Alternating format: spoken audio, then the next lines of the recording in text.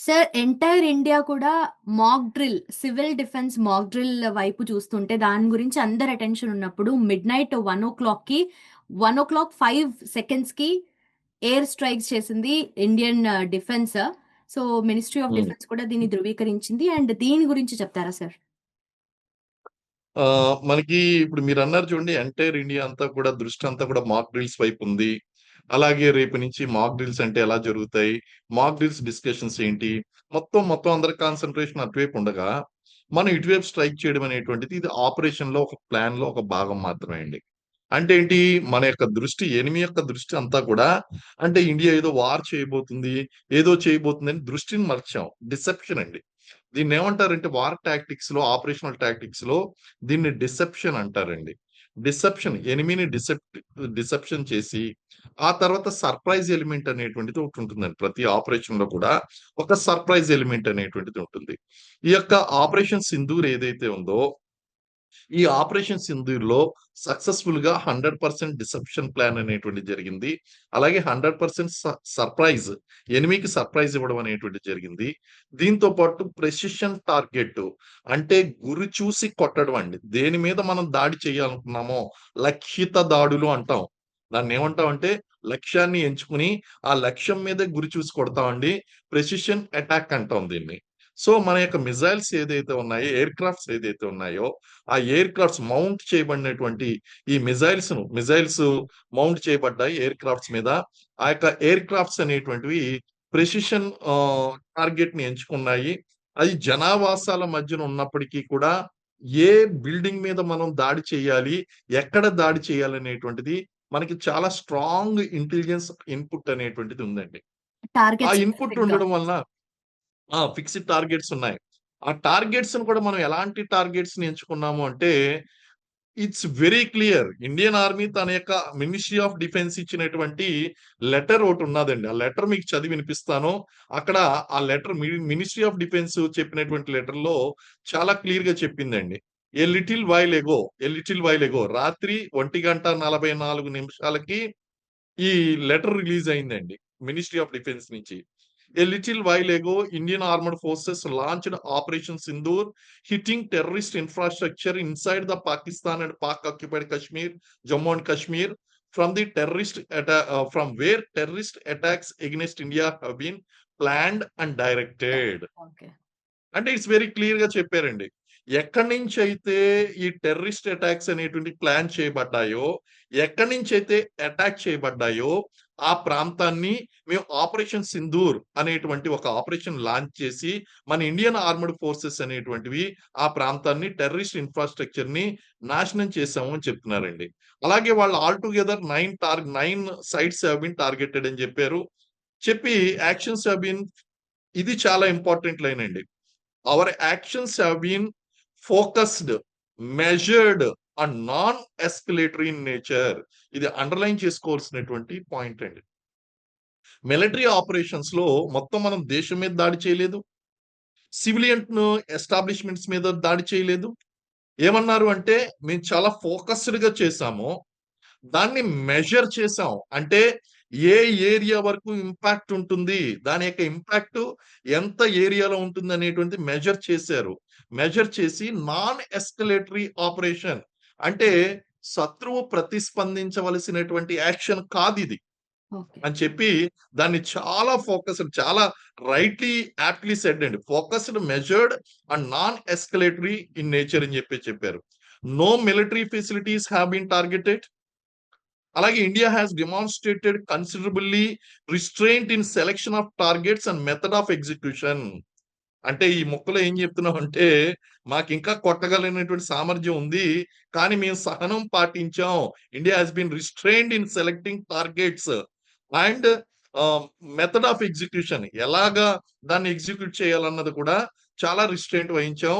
None of the military installations has been spoiled అని చెప్పేసి చెప్పడం జరిగింది. అలాగే సివిల్ ఇన్‌స్టాలేషన్స్ కూడా ఏం జరగలేదని, ఇది కేవలం ఉగ్రవాదుల మీద జరిగినటువంటి దాడి. అంటే it's a operation Sindoor is a very pre planned and well executed operation అండి. ఓకే. సో, ఆ అటాక్ పహల్గామ్ అటాక్‌లో టెర్రరిస్ట్ ఎవరైతే గో అండ్ టెల్ మోడీ అని చెప్పారో, దాన్ని కూడా రిటాలియేషన్‌గా ఓకే. వి టోల్డ్ మోడీ అని చెప్పి. సో, జనరల్లీ ఇప్పుడు లాస్ట్ టైమ్ మనము అటాక్స్ చూసుకుంటే ఇమ్మీడియేట్‌గా రిటాలియేషన్ మనము over a period of time చూసాము. సో, దాన్ని జరగడం వల్ల ఇప్పుడు గూడా డెఫినైట్‌లీ ఉంటుంది. స్ట్రాంగ్ ఎన్‌కౌంటర్ ఉంటుంది అనేది చాలా క్లియర్‌గా అందరూ గూడా ఇండియన్స్ ఎక్స్‌పెక్ట్ చేశారు. And this happened sir. అయితే దీన్ని అవునండి. మనము డెఫినైట్‌లీ ఒక అవును. జరిగింది. ఒక అటాక్ జరిగింది. టెర్రర్ యాక్టివిటీ అది. ట్రామటైజింగ్ హ్మ్. ఎక్స్‌పీరియన్స్ ఇండియన్స్ అందరికి గూడా. దానికి కౌంటర్‌గా రిటాలియేషన్‌గా ఈ అటాక్ మనం ఏదైతే ఎయిర్ స్ట్రైక్స్ ఉందో అది జేసాము. అయితే దీన్ని హ్మ్. ఎమోషనల్‌గా కాకుండా మనం ఇంకొక డిఫరెంట్ పర్స్‌పెక్టివ్‌తో చూడొచ్చు కదా సార్. ఇది not only emotions of the people అండి. ఇప్పుడు మన ఛానల్ చూస్తున్న వాళ్ళందరికీ కూడా మనసులో ఉండేది ఏంటి అంటే, మాకొక అవకాశం ఇస్తే గనక మేము కూడా పాకిస్తాన్ మీద యుద్ధానికి వెళ్తాం అని జెప్పేసి కాల్స్ చేయడం అనేటిది జరిగింది. అయితే it is not emotional connect అండి. It is a very pre planned. Hmm. అక్కడ ఉన్నటువంటి మిలిటరీ అధికారులు గాని, లేకపోతే చూడండి ఒక మాట అన్నారక్కడ. మీరు స్టార్టింగ్‌లో జెప్పారు. వెళ్లి మీ మోడీకి చెప్పండి. మీ మోడీకి చెప్పండి అనేటువంటిది అది పడుకున్న సింహాన్ని లేపడం లాంటిది. హ్మ్. ఈరోజు ఇదే స్త్రీలు వుమెన్ వెళ్లి మోడీకి చెప్పారుగా. కన్వే జేశారు గదా! దాని యొక్క రిటాలియేషన్ ఎలా ఉంది? దాని యొక్క రిజల్ట్ ఎలా ఉందనేటువంటిది ఈరోజు చూస్తున్నారండి. అంటే అక్కడ 26 మంది ఫ్యామిలీస్‌కి చెందినటువంటి వ్యక్తులు చనిపోయారండి అక్కడ. అంటే కుటుంబ సభ్యులు చనిపోతే ఆ ఉగ్రవాదులకి బాధ ఎలా ఉంటుందో తెలియాలి.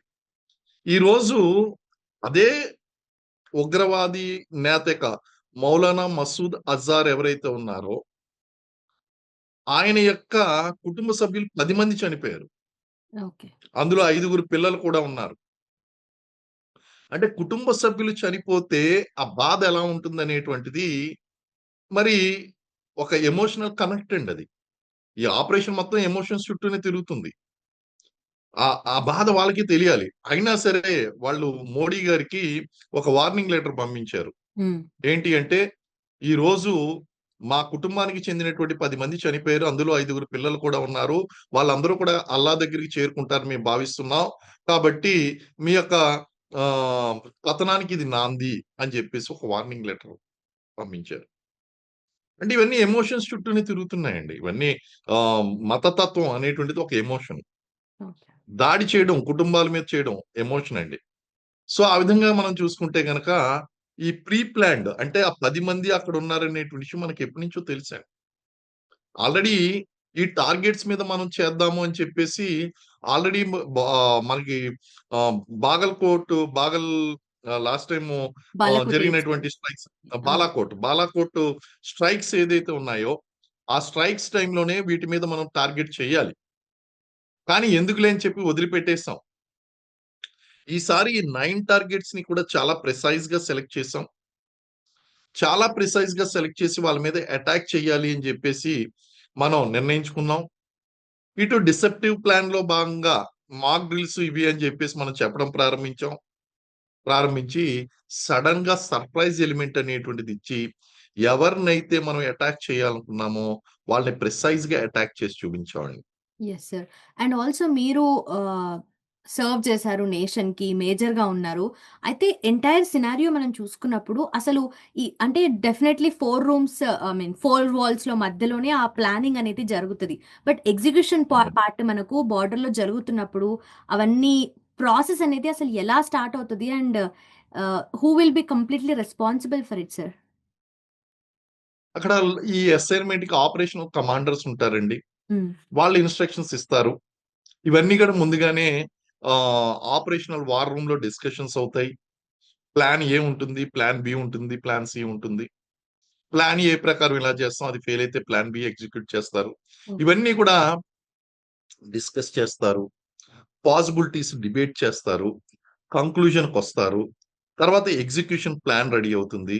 అయన్నీ కూడా అక్కడ లోకల్ కమాండర్స్ ఎవరైతే ఓవరాల్ ఆపరేషనల్ కమాండర్ అలాగే అక్కడ ఎగ్జిక్యూట్ చేసేటువంటి లోకల్ కమాండర్స్ ఉంటారండి. వాళ్ళు they will get the plan. So, ఇవన్నీ గూడా ముందుగానే ఒక వార్ రూమ్‌లో ప్రాక్టీస్ చేయబడతాయండి ఆల్రెడీ. అంటే వాళ్ళు వేరియస్ డిస్కషన్స్ చేస్తూ ఉంటారు. ఇవన్నీ గూడా. ఓకే. అవి చేసిన తర్వాత అది ఎగ్జిక్యూట్ చేస్తారండి. Okay. Okay. And also sir ఇది not just missile air strike మాత్రమే కాదు. ఆర్టిల్లరీ ఎఫెక్ట్ కూడా ఉంది అన్నట్టుగా మాట్లాడుతున్నారు. దీనికి ఏదైనా ప్రూఫ్స్ ఉన్నాయా సార్? అంటే ఆర్టిలరీ ఎఫెక్ట్, ఆర్టిలరీ గన్స్ అంత దూరం మనం ఫైర్ చేయలేదండి. Number 1. It is missile attack only. Number 1. Artillery, motor shelling ఎక్కడ జరుగుతుందంటే బోర్డర్‌లో ఇప్పుడు బార్డర్ జరుగుతుందండి. ఇప్పుడు స్ట్రైక్ అయిపోయిన ఎగ్జాక్ట్‌లీ. తర్వాత ఇప్పుడు జరుగుతుంది. ఓకే. రైట్ నౌ మనం మాట్లాడుకుంటున్నప్పుడు ఆర్టిలరీ షెల్లింగ్ అవుతుంది. మోటార్ షెల్లింగ్ అవుతుందండి. ఇప్పుడు మనం మాట్లాడుతున్నప్పుడు కూడా అక్కడ జరుగుతుంది. హ్మ్. అంటే అది పాకిస్తాన్ ఇచ్చినటువంటి రిటాలియేషను. దానికి ధీటుగా మనం జవాబు చెప్తున్నాం. అలాగే సరిహద్దు గ్రామాలన్నీ కూడా ఖాళీ చేయించేస్తామండి ఇటువంటి టైంలో. సో, అక్కడ శ్రీనగర్ లెఫ్టినెంట్ గవర్నర్ ఎవరైతే ఉన్నారో, జమ్మూ లెఫ్టినెంట్ గవర్నర్ ఎవరైతే ఉన్నారో, వాళ్ళు ఆ యొక్క ఇన్‌స్ట్రక్షన్స్ అనేటువంటి జిల్లా కలెక్టర్‌లకు పాస్ చేశారు. ఆ సరిహద్దులో ఉన్న గ్రామాలన్నీ వేకేట్ చేసి వాళ్ళని సేఫ్ ప్లేసెస్‌కి తీసుకొచ్చేస్తున్నారండి. Okay sir. అండ్ ఆల్సో మనకు మేజర్ నరవణే గారు 'పిక్చర్ అభి బాకీ హై' అని చెప్పి ఒక 3 వర్డ్ ట్వీట్ పెట్టారు సార్. దాని వెనక ఆయన చీఫ్ ఆఫ్ మీనింగ్ డిఫెన్స్ మాత్రం స్టాఫ్ అండి. ఆయన మేజర్ గాదు. ఓకే. నేను మేజర్‌ని. ఆయన okay. Chief of defence staff అన్నమాటండి. అంటే చీఫ్ ఆఫ్ డిఫెన్స్ స్టాఫ్ అంటే మనకి చీఫ్ ఆఫ్ ఆర్మీ స్టాఫ్ కన్నా ఈ ముగ్గురు ఉన్నారు గదండీ! వీళ్ళ ముగ్గురి కన్నా పైనుంటారు. ఈ ఓకే. 3 వాటిని కూడా కోఆర్డినేట్ చేస్తారు. ఆయన chief of defence staff general Naravane గారు. ఆయన చెప్పండి. ఇప్పుడు నెక్స్ట్ ఏదో అన్నారు. ఆయన ఏం యెస్. జెప్పారు? ఆయన ఇంకా 'పిక్చర్ పిక్చర్ అభి అభి బాకీ బాకీ హై' హై. అని చెప్పి 3 వర్డ్ ఆ! ట్వీట్ చేశారు. అవునండి. కరెక్టే అండి. కారణం ఏంటి అంటే మనం ఈ యాక్షన్ చేసే కంటే ముందు రియాక్షన్ ఎక్స్‌పెక్ట్ చేసామండి. 100% రియాక్షన్ అనేటువంటిది మనం ఎక్స్‌పెక్ట్ చేసాం. యాక్షన్‌కి రియాక్షన్ అనేటువంటిది ఖచ్చితంగా ఉంటుంది. సో, వాళ్ళు రియాక్షన్ చేస్తే మనం చేతులు కట్టు కూర్చోం. మనం గూడా చేస్తాం. అంటే మనం దాడి చేయడానికి ఉగ్రవాద స్థావరాలున్నాయి. హ్మ్. మరి వాళ్ళు దాడి చేయడానికి ఏమున్నాయి? మన మిలిటరీ స్థావరాలున్నాయి. అలాగే మన సాధారణ పౌరుల యొక్క నివాసాలున్నాయి. ఓకే. ఈ రెండిట్ల మీద ఎక్కడ దాడి జరిగినా సరే మనం ఊరుకోం. మీకో మాట అన్నారండి. మన గత ప్రధానమంత్రి మన మాజీ ప్రధానమంత్రి గారు వాజ్పేయి గారు ఒక మాట అన్నారు. ఓకే. పాకిస్తాన్ దగ్గర న్యూక్లియర్ ఆయుధాలు ఉంటే ఉండొచ్చు. భారతదేశం మీద అది చేసేటువంటి న్యూక్లియర్ దాడి వలన దేశానికి ఏం నష్టం జరగదు. కానీ మరుసటి రోజు పాకిస్తాన్ సూర్యోదయం చూడదు అన్నారండి. ఓకే. అంటే మనం 100% మనం ఎక్స్‌పెక్ట్ చేస్తామండి దీన్ని. 100% ఆ యొక్క రిటాలియేషన్ ఎక్స్‌పెక్ట్ చేస్తాము. ఆ రిటాలియేట్ చేస్తుంది. దానికి యాక్షన్ మనం మళ్ళీ రియాక్షన్ ఇవ్వాల్సుంటుంది. ఇది ఒక ట్రైలర్ మాత్రమే. అభి పిక్చర్ బాకీ హై అన్నది ఏదైతే ఉందో అది పెర్ఫెక్ట్ అండి అది. ఓకే. మీరు మనం చెప్పినట్టుగా చాలా చిన్న స్ట్రైక్ చేసాం. ఓకే. అదండి. Okay. And also nuclear bombing గురించి కూడా మళ్ళీ డిస్కషన్ స్టార్ట్ అయింది. వార్ అనేది మేమిది వార్‌గా ఆహ్, తీసుకుంటున్నాము అని చెప్పేసి పాకిస్తాన్ ప్రైమ్ అవును. మినిస్టర్ కూడా చెప్పడం జరిగింది షెబాజ్ షరీఫ్. సో, హ్మ్. దాని గురించి హ్మ్. మనము న్యూక్లియర్ బాంబింగ్ గురించి మళ్ళీ డిస్కషన్ మళ్ళీ బిగినింగ్‌కే వచ్చింది. అవునండి. సో, వాళ్ళు న్యూక్లియర్ బాంబ్ గనక వాళ్ళు ప్రయోగించినట్లయితే అసలు వరల్డ్ మ్యాప్‌లో పాకిస్తాన్ అనేటువంటిది లేకుండా పోతుందండి. మనకి జరిగే నష్టం కొంత జరగొచ్చు. ఓకే. ఈ సువిశాల భారతదేశం. పాకిస్తాన్ ఎంతుందండి? మన హ్మ్. 2 స్టేట్‌లు కలిపినంత కూడా లేదు. కంబైన్డ్ ఉత్తరప్రదేశ్ అంత కూడా లేదు. హ్మ్. మరి మనం ప్రయోగిస్తే అది మ్యాప్‌లో ఎక్కడన్నా ఉంటుందా? డెఫినైట్‌లీ వాళ్ళు ఆలోచించుకోవాలి. హిట్ టీవీ యాప్ ఇందులో short news, live news, entertainment shows, movies, digital magazines తో పాటు మీ జిల్లా వార్తలను కూడా ఫ్రీగా చూడొచ్చు. ఇంకెందుకు ఆలస్యం? వెంటనే హిట్ టీవీ యాప్ ని డౌన్లోడ్ చేసుకుని ఫ్రీగా ఎంటర్టైన్మెంట్ పొందండి. Hit TV app. Hit TV app. Hit TV యాప్ని ఫ్రీగా డౌన్లోడ్ చేసుకొని ఎంజాయ్ చేయండి. మీకు నచ్చిన ఎంటర్టైన్మెంట్ కోసం హిట్ టీవీ యాప్ ని ఫ్రీగా డౌన్లోడ్ చేసుకుని ఎంజాయ్ చేయండి. హిట్ టీవీ యాప్ని డౌన్లోడ్ చేసుకుని ఆస్వాదించండి, ఆశీర్వదించండి. ఇంతమంది సెలబ్రిటీలు హిట్ టీవీ యాప్ ని డౌన్లోడ్ చేసుకోండి అని చెప్తున్నారంటే ఎంత మంచి యాప్ ఆలోచించండి. అమెరికా అమెరికా అమెరికా అమెరికాలో చదవాలనుకునే వాళ్ళకి విశ్వసనీయమైన పేరు మన శౌర్య కన్సల్టెన్సీ. UK లో 1 year masters. UK లో 1 year masters. 2 years work permit up to 5 years visa. Contact Saurya Consultancy. Contact 89851 89851.